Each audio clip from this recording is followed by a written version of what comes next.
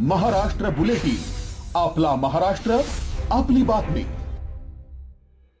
नाशिक त्र्यंबकेश्वर महामार्गावर पोलिसांनी मोहीम राबवली आहे.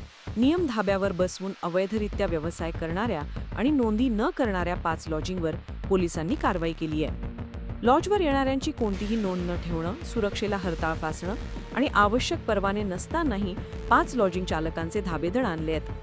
त्र्यंबकेश्वरला जाणाऱ्या लाखो भाविकांच्या सुरक्षेचा हा प्रश्न होता आणि याच सुरक्षेला आव्हान देणाऱ्यांवर पोलिसांनी मध्यरात्री धडक कारवाई केली आहे. नाशिक त्र्यंबकेश्वर रोडवरून दररोज हजारो भाविक आणि पर्यटक त्र्यंबकराजाच्या दर्शनासाठी जातात. पण याच हायवेवर पर्यटनाच्या नावाखाली लॉजमध्ये अवैध धंदे सुरू होते.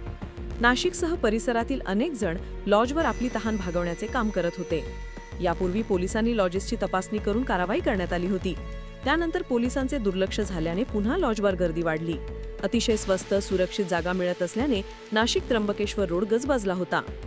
पोलीस प्रशासनाला मिळालेल्या माहितीनुसार वरिष्ठ अधिकाऱ्यांच्या मार्गदर्शनाखाली हायवेवरील लॉजिंगवर एकाच वेळी छापे टाकण्यात आले. अनेक लॉजमध्ये येणाऱ्या जाणाऱ्यांची कोणतीही नोंद नव्हती. सुरक्षेचे नियम कागदावरच होते. अनेक ठिकाणी संशयास्पद हालचालींना खतपाणी घातलं जात होतं. बेजबाबदार आणि नियमबाह्य कारभारामुळे कायदा सुव्यवस्थेचा प्रश्न निर्माण होऊ शकतो हे ओळखून पोलिसांनी तात्काळ 5 लॉजिंगवर गुन्हे दाखल करत कायदेशीर कारवाई केली आहे. या कारवाईमुळे अवैध धंदे करणाऱ्यांचे धाबेदळ आणले असून स्थानिक नागरिकांनी मात्र पोलिसांच्या कारवाईचं जोरदार स्वागत केलंय. महाराष्ट्र बुलेटिनसाठी सयाजी पवार, नाशिक. महाराष्ट्र बुलेटिन, आपला महाराष्ट्र, आपली बातमी.